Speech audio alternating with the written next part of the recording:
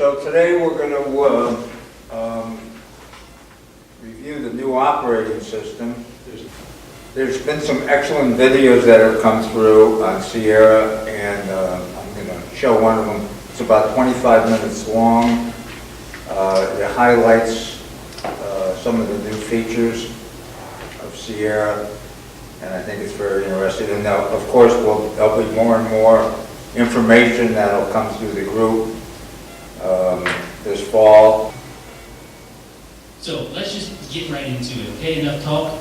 Here it is, folks. You see the desktop wallpaper. That is a desktop wallpaper called... Can you hear? Sierra. You can find that. I'd like it a little louder. The desktop and the screensaver. You're going to see the Sierra wallpaper just like that. So you can select that. If it isn't already selected, you can do so to get the latest and greatest wallpaper for macOS Sierra. Now, historically, Apple has been pretty stingy when it comes to storage space, but with macOS, you get these handy recommendations for managing and being more efficient with the available storage that you have. So if you go into About This Mac and click Storage and then click Manage, or if you go to System Information, you can get the little recommendations here in the upper left-hand corner. And there are several recommendations, or several items that you can check off your list to help you better manage your storage on your Mac. There's the Optimized iCloud Storage option, which basically will help you save space by keeping only recently opened photos and videos on your Mac when storage is low. So basically, it'll offload stuff to the cloud and not download it to your Mac, so that you're able to get by with a limited amount of storage space. There's also the ability to optimize storage, so you can save space by automatically removing iTunes movies and TV shows that you've already watched, and keeping only recent email attachments on your Mac. You can also erase trash automatically, so a lot of times you may have like trash built up for months, and it's taking up, unbeknownst to you, a lot of storage space on your Mac. Well, now there's a new option that will save space by automatically erasing items that have been stuck in the trash for more than 30 days, so that's nice. And there's also the Reduce Clutter option, which allows you to just go in and review older documents stored on your Mac. So basically, it's just going to go to this list here and identify older documents. It lists them by size as well, so you can kind of see what you're deleting and how much of an impact it's going to have on your Mac. Sort of like Daisy Disk, if you've ever used that, but not as pretty. And again, that remove items from the trash after 30 days option, that also can be found if you go into Finder's Preferences. You're going to see under the Advanced section the remove items from trash after 30 days option. So you can just check that, and then any trash in the trash can that's older than 30 days will be automatically purged. So again, nice feature there to keep things nice and tight.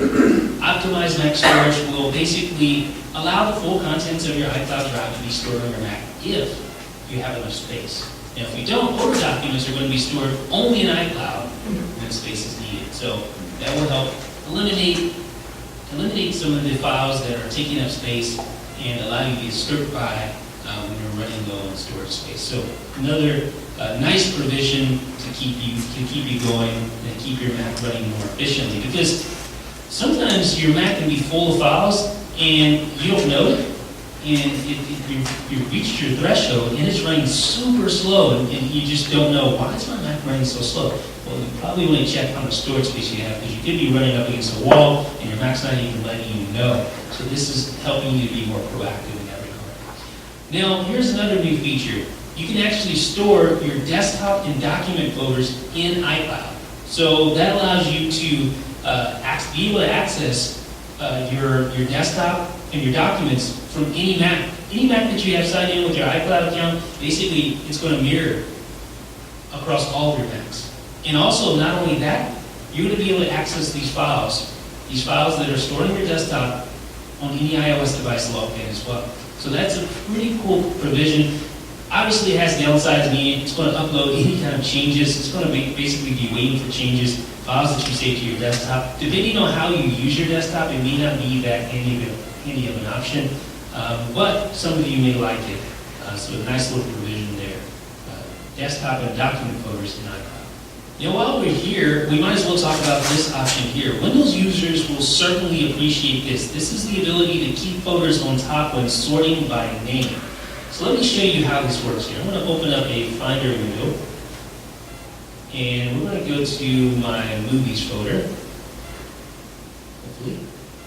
All right, so you see just basically random things here. I think this is actually sorted by name, I believe, right now. So yes, it is sorted by name, but notice what you have here. You have folders and files all mixed together. True, they are sorted by name, so you have this, which is F, and then you have H, I, J, M, P, S, S. But notice that you have folders mixed in there. On Windows, you can make it so that the folders always appear first, and then all the files after that. Well, basically, what this option does is allow you to make folders always appear first when sorted by name. So you just click that option here, and you can see your folders appear first. Now, notifications have a fresh coat of paint in macOS Sierra, so let's just invoke it, and there you go. So that is the new notification center. It's no longer really dark, it's sort of a light, translucent notification center now. Now, here's a feature that those of you with multiple sound output options are going to appreciate. If you click the volume button in your menu bar, not only will you see a volume slider, but you'll also see all of the output sources right down the fly. You can switch to them just by clicking one of them. That is great. Previously, on older versions of Apple's desktop operating system, you had to hold the Option key and then click the volume button in your menu bar. And then you would see both input and output options. But now, just a simple click will show you the output options.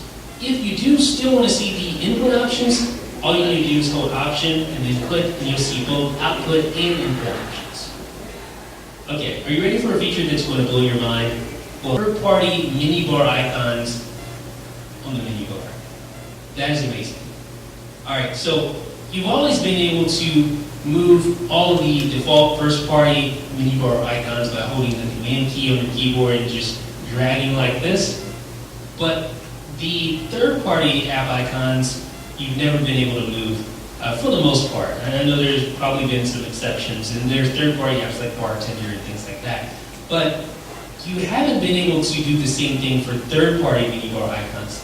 That is no longer the case. Now, watch this. Isn't that amazing? So you can now drag. Boy, that's a lot about nothing, wasn't it? Big deal. Command and dragging, just like you can with the stock menu bar icons. Does anybody know how to get rid of one of those? So that is an amazing new feature. I know it's small, I know it's not a huge deal, most of you probably won't. What was your question? Does anybody know how to get rid of them? No. I got one that will not go away. Don't you just drag it down to the desktop? It doesn't work. I do well. Doesn't work like What that. about if you, is it an app? Yeah, it's Carbonite, and I took Carbonite off it. And if you delete the app, doesn't it go away? References at the bottom, and the icon's still there. Still there? So it keeps telling me I have to renew. I've had that problem in the past. But it seemed to me I figured it out eventually. Here, but I just think that is so neat to finally be able to do that. Oh, And it's set by default to in full screen only. So basically, I'm going to try to explain this as best I can, but when you open a full screen application, say like, I don't know, Pages for instance, when you open a new window, it opens a brand new window and puts that window on its own desktop. So basically you have two desktops for two full screen Pages documents. That's the best way I can explain it. Well, this new feature allows you, when you create a new window, and you're already in a full screen window, it's not going to go to its own desktop, the new window, but it's basically going to place itself in the same window and just create a new tab. So basically, you're bringing Safari tabs, and this was a very convoluted way of saying you get Safari tabs in pretty much everything now. So let me just show you what I mean here. So what I'm going to do is I'm going to open up Pages here, and I'm going to make that blank document full screen. And it's going to be a little slow because, again, I'm on my MacBook and I'm running a beta.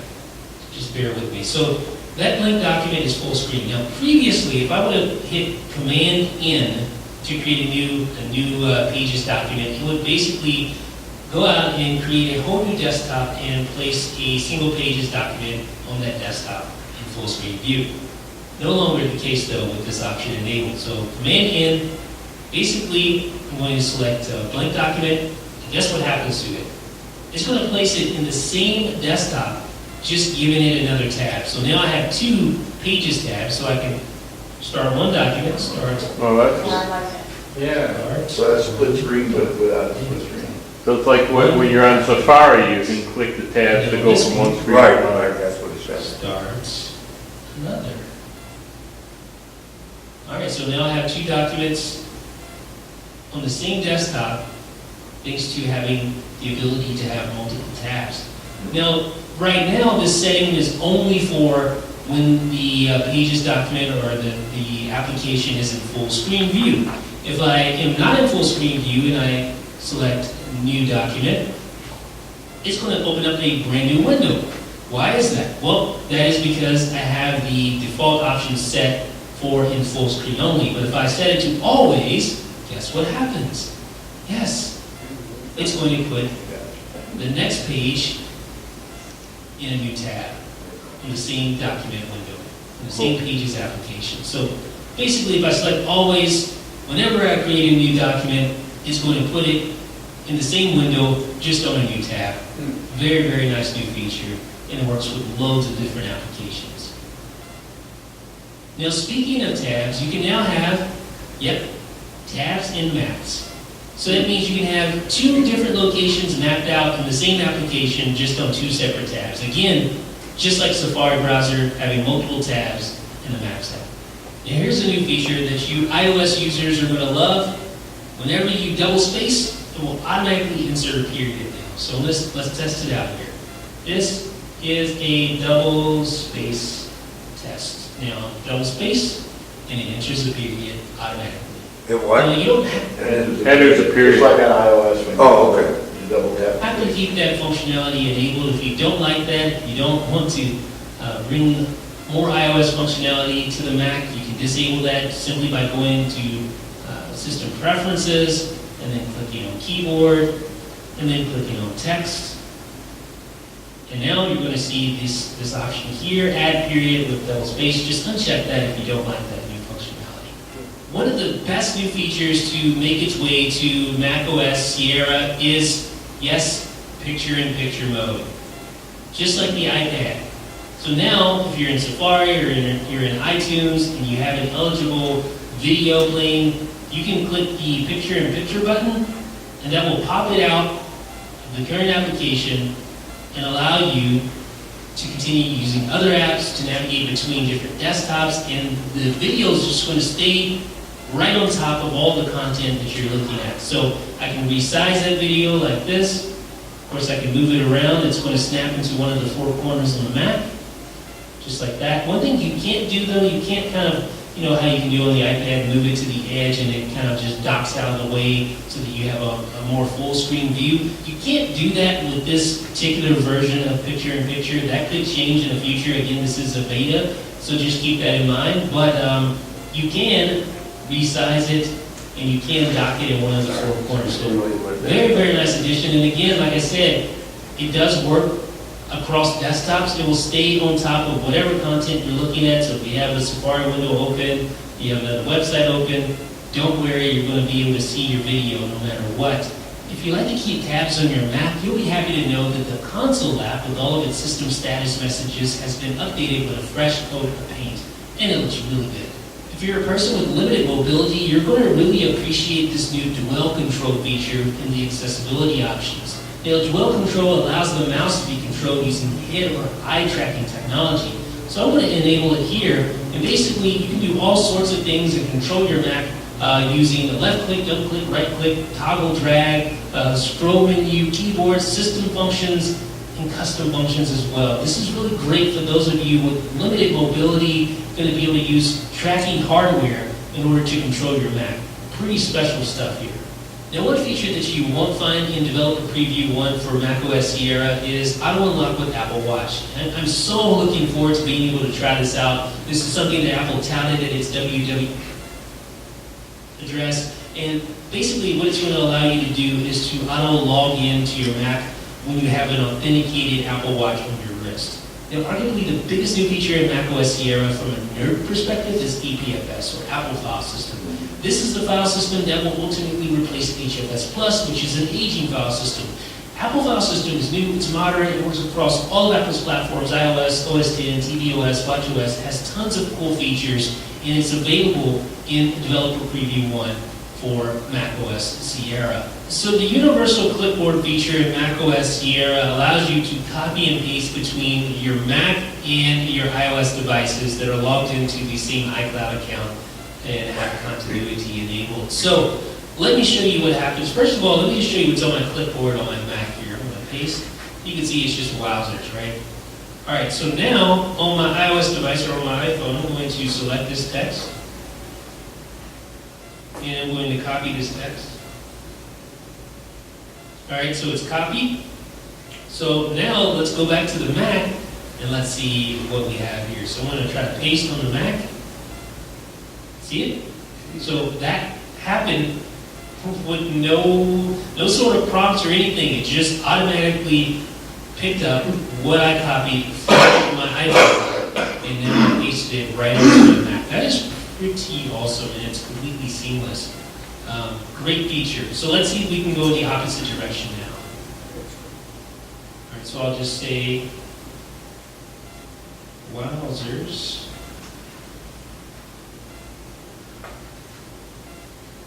Okay. All right, so I copied it. All right, so here we are on our iOS device. So I'm going to select all, and then I'm going to paste. There we go. Pretty impressive. Great new feature. Okay, so let's talk about a few of the new features in the Messages app. First of all, you get the ability to have inline video playback just like this. So you have inline video playback. You also have tap-back functionality, so you can respond quickly to messages using tap-back. Super easy, super simple. And you also have, as you can see here, super large emoji. So that is nice as well. So yeah, so you have big emoji, tap-back support, inline, not only video, but you also have inline links as well in the Messages app. Now, just like on iOS, the Apple Music portion of iTunes has been updated with the great new look. So you get that extra thick font here. You get new layouts for the For You section. So George, can you pause it for a second? Do you know how to blur something out like that? Did you see the previous screen where you had, it was, I assume, the Messages app, and he had a bunch of personal stuff like addresses all blurred out. Did you see it? No, I didn't notice it, but let's go back and see if we can see what you're saying. Before this? Right, there it is. Do you know how to do that? Over here. Do you know how to do that? No. I just think it for presentations, you know, like sometimes when Jerry does a presentation or you do a presentation, you show your mailbox. It'd be a nice feature to be able to do that. Anybody else? Anybody know how to blur that out? No. I just take my glasses off. Maybe you do a screenshot of something blurry and then you like put it on your. Looks like it's pasted on there. Okay, It's only with this new Sierra. that could be. All right, thank you. No, I believe it's probably a third-party application, Okay. probably. I'm just trying to think if there's any other way you would be able to do that. Are you looking?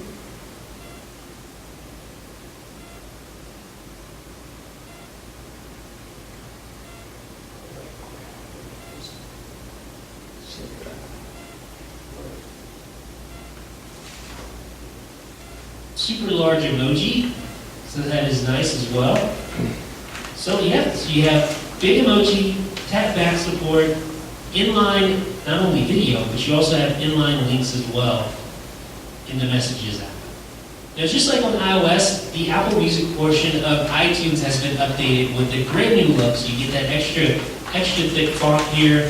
You get new layouts for the For You section, so when you go to For You get recommendations, you get Connect. If you click Browse, you get to see all of the latest and greatest music, or according to whatever people think is the latest and greatest. You get Friday's playlist, or basically daily curated playlist. You also have radio. Everything's loading a little bit slow on my Mac right now, so I apologize for that. But you get radio, so you get Beats One, you get Featured, you get Stations. So it all looks just like it does on iOS. Obviously, this is still iTunes though, so Apple Music is just like a small, well not small, but it's a part of iTunes. So some of your stuff is still going to look the same. Like for instance, if you go to the iTunes store, it's not going to look anything like the Apple Music portion of the iTunes app. So it's going to look like typical iTunes store.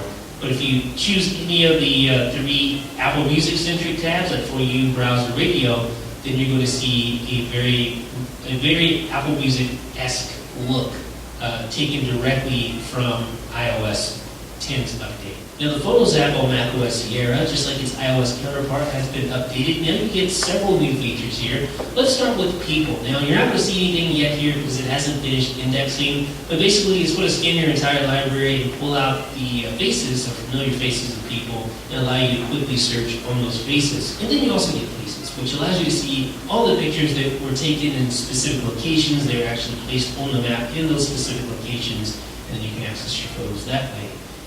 And there's also intelligent search. So let me give you a quick example. If I search for the word cat, guess what? It's going to find all the pictures in my library that contain cats, just like that.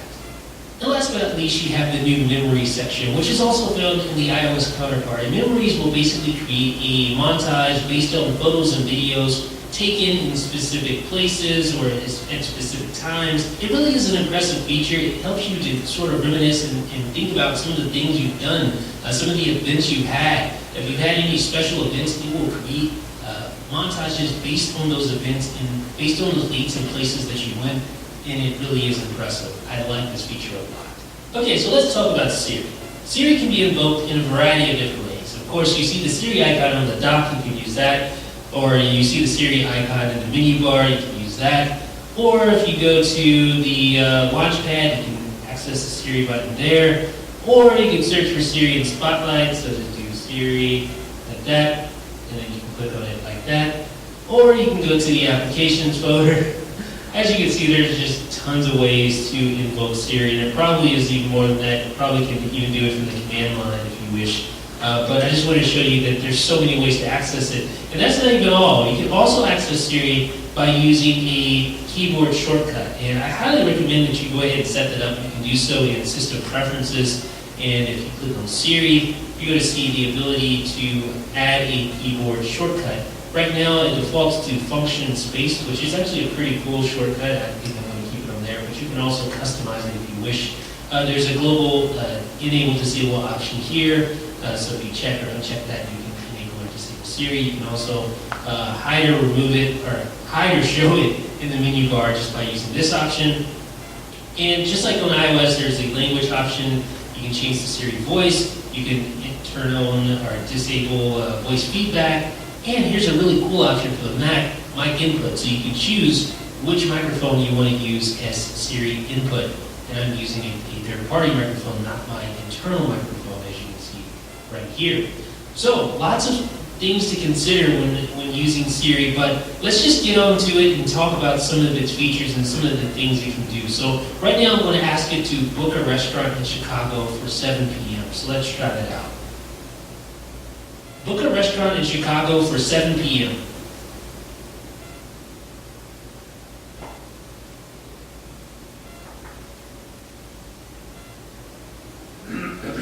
Alright, so you can just click on whichever one you like, and you can get information about that particular restaurant. You get directions, you can see how long it's going to take to get there, you get photos, phone number, all that jazz. Pretty cool. Now you can also search for Finder items, so let's try that out. Find iOS 10 features in my Movies folder.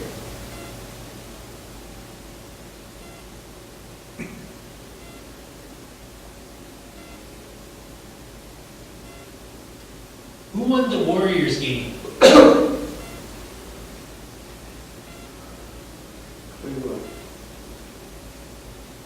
the next Warriors game?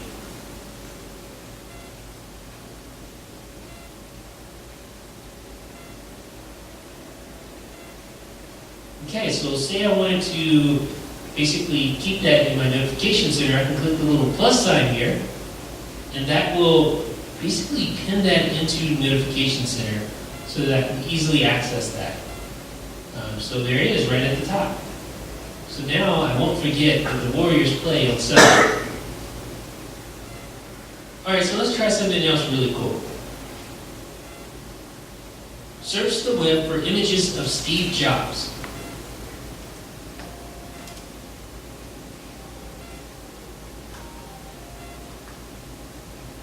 All right, so now you can take those search results and drag them directly over to a document, for instance. So let's just take this one. And you can just release it right into a document just like that. What if you're running low on space? How much free space do I have on my Mac?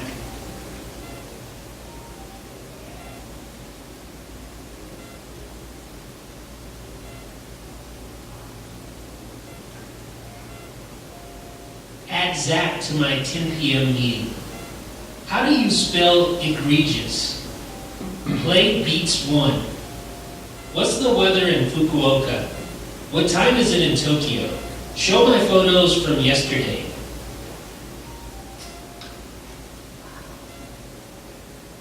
So ladies and gentlemen, that is our hands-on look at over 30 new features for macOS Sierra. Let me know what you think in the comments. This is Jeff with 9to5Mac.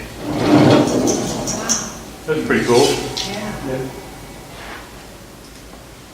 The one he was most excited about was the one I was least excited about. The rest of the stuff is pretty cool. About moving third-party Apps. on the menu bar. Yeah, I don't think I would be very excited with that. I don't find it necessary to ever move anything. Yeah. Any questions as far as anything at all? Because we have some time left. Yeah, I have an iPhone question. Okay, when you do emojis, when you're doing a text message, sometimes I accidentally hit one that I didn't mean to select, and now it goes into the, way to the left to ones that you used. Is there any way to delete those? I don't really The use priority list, you mean? Favorites? Yeah, it goes to Favorites? favorites or something like that. Use the other ones more. Yeah. I don't know the way to move those around. So if you hit, you're saying if you hit one by mistake, Yeah, anytime anyone goes into your message. right? So how do you delete from favorites, is the question.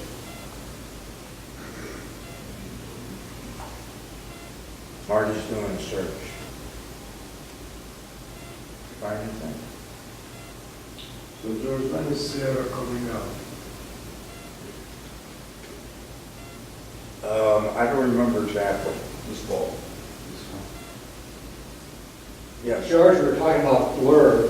I looked it up, and there's several third-party apps that blur parts of photos, drop out backgrounds, and blur anything.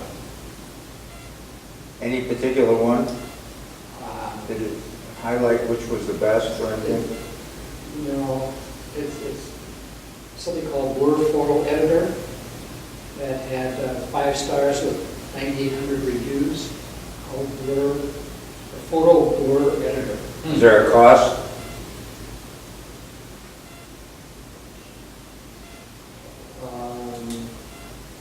No.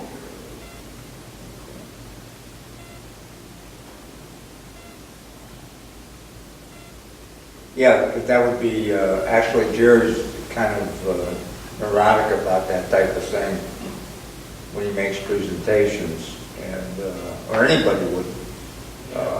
So that, Even the ability to take a photo and blur out the background, just keep the image you want. yeah, I think I'll play around and see what, I couldn't tell, I did a Google search on that too, and I couldn't tell whether it was an iOS app or a Mac app. I didn't pursue it. I didn't open it up or anything like that. Yeah, there's a lot of different apps out there for presentation purposes. Well, I know I gave away my iTunes password during my first Apple TV talk. I didn't even think about it. That you were recording it. So I had to change my iTunes password immediately after that. So it would have been nice to be able to blur it up. Right. Yeah, a lot of the presenters use that actually.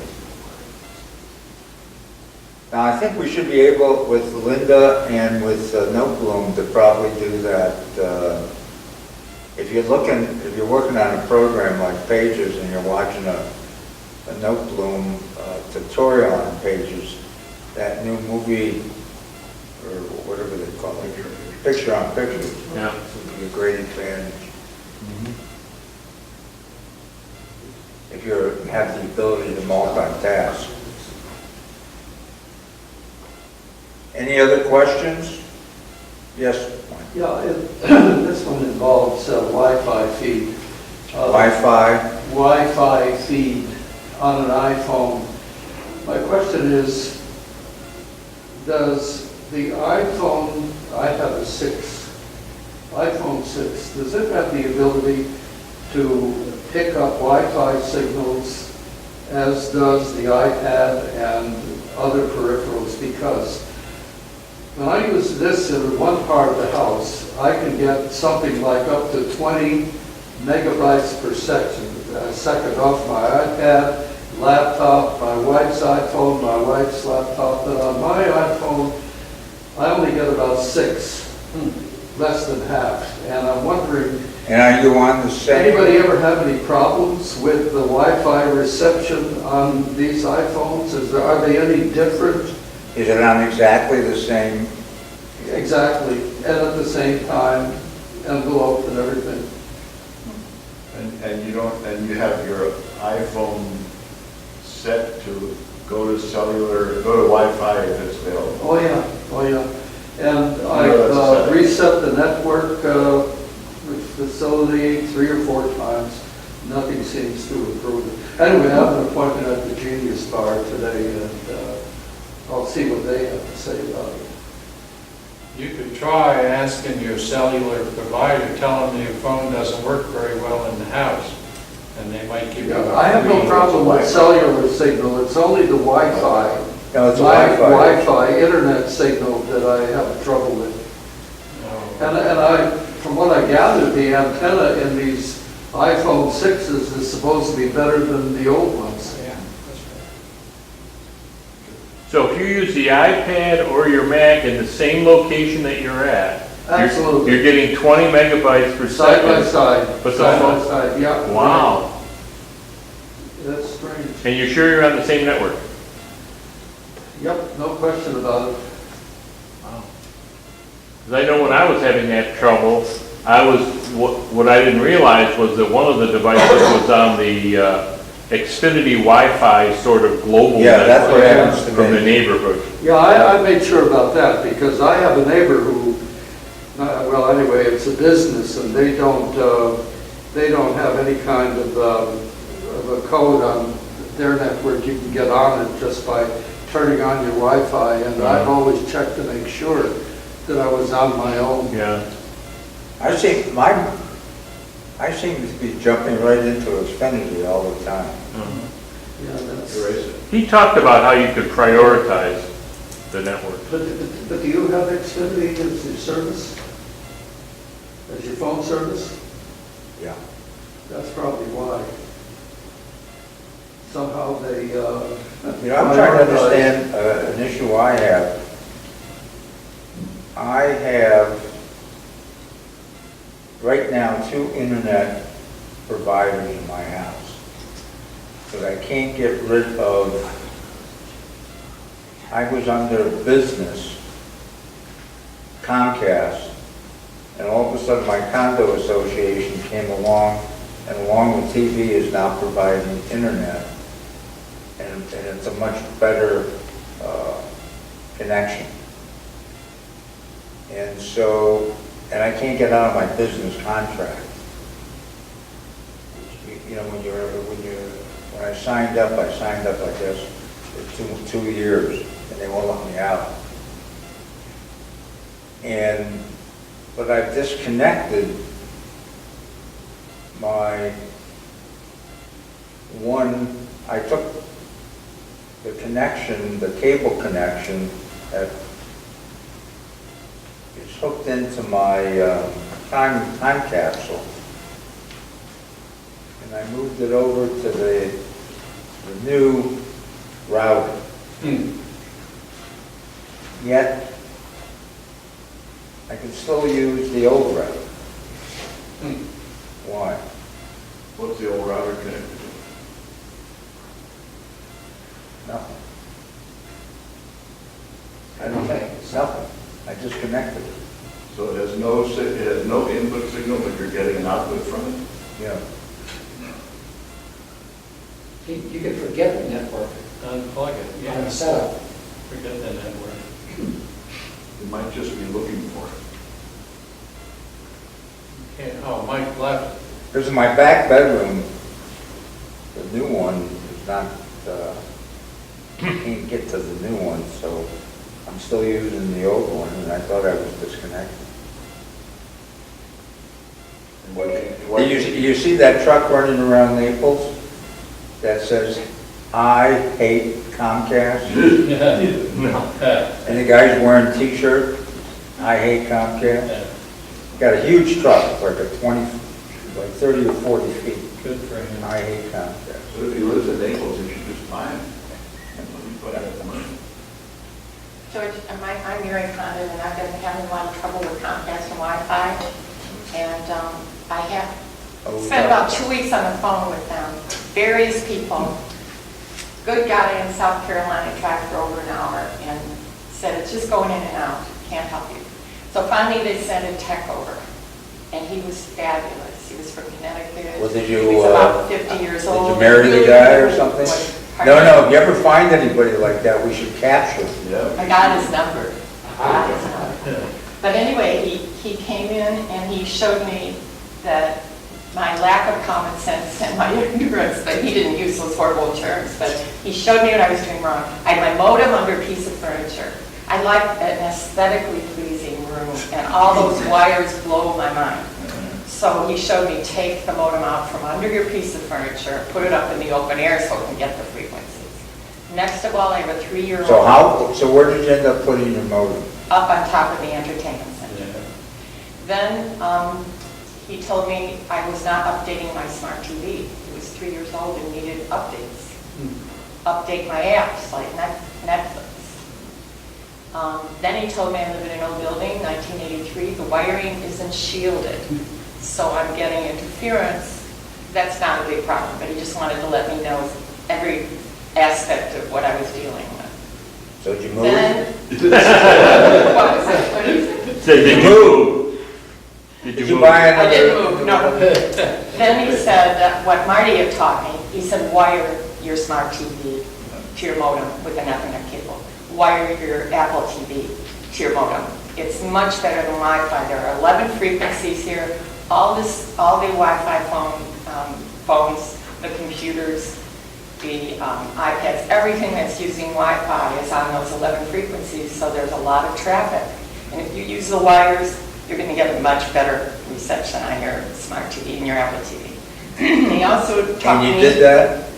Pardon me? You did that? I did. And it's much better? Right, Marty had already taught me that. Okay. And then the other thing was, what was the final thing? Oh, he said your smart TV has a chip. Your Apple TV has a processor, which is much more powerful. So if you're watching Netflix, use your Apple TV. Right. It's much better. So I learned a lot from the If guy, you're and watching most of it Netflix, was that I didn't know stuff. It was mostly common sense, so I'm paying the $50 for the tech visit without any problem. I thought it actually was like 100. No, they just charged me 50. And I wanted to give them some good PR because everybody hates Comcast, and a lot of the time it's some of our users' own ignorance. It certainly was on my part. So it's a good lesson. So you're the stockholder in the room? I got a similar story years ago, I'm not with Comcast anymore, but I wrote to Mr. Roberts, because I saw him on CNBC, and he was bragging about how he's going to build this thing, $20 billion. So I wrote to him, I said, first you have to walk before you run, and please fix my cable. You know, I don't know how fast. Did he come out to your house himself? The next day, I didn't send him snail mail. The next day I got a phone call, I don't know how I got ESP or something, and the lady called me and they took care of it. Wow. But you have to write, I learned that years ago in a conference, if you want result, write to the top. Top guy. I had a similar issue, but mine was between Comcast and TiVo. And they had it turned out to be a head issue, a head-in issue, which is how Comcast gets the signals to all of us. And they were talking, this one was playing this one, this one was playing this one. So I wrote to both of them. I wrote to Roberts and to TiVo guy. Same story, same result. They were there the next day, and they stayed with me for weeks until they figured out what the problem was. It works. The right to Roberts. In the fall, it would be There's nice emails. if you or Marcia would give a talk on TiVo, or maybe if you can do like Jim, bring your TiVo device in and explain that. I'd really like to not. Yeah, who's the TiVo? The Comcast DVR, the one they gave me is like 10 years old already. And the guy said you can't choose which one you get. Whatever one is on the top of the pile, when you go in to turn your old one in or get a new one, you get that one. Wait a minute, you're talking about what? The DVR, if you get it from Comcast, they've been paid for 100 times over already. Like mine is a 2007 manufactured date. But that's one I think I will say good about Obama. They're trying to get away with that. Like, why can't I buy a box from Apple or from Linksys or something? Why do I have to have only what Comcast gives me, a 10-year-old Cisco DVR, that when I try to go to another channel, it doesn't work, I have to do it twice? I did it. Just I crap. just told them I didn't want it. Yeah, I thought we were able to buy our own. Sure. We buy it from who? Just go buy it from Best Buy. DVR. And you don't have to pay Comcast a monthly fee. They give you credit. At least they did with me. We give them back their box, Yeah, right? I didn't know that. I got a $2.50 credit because I put a cable card in and they didn't have to give me a DVR. I'm fixing to try out that one from the phone company, but our neighborhood, the wiring is so old. I get stuff in the mail all the time for this Prism, but it's not available at my house.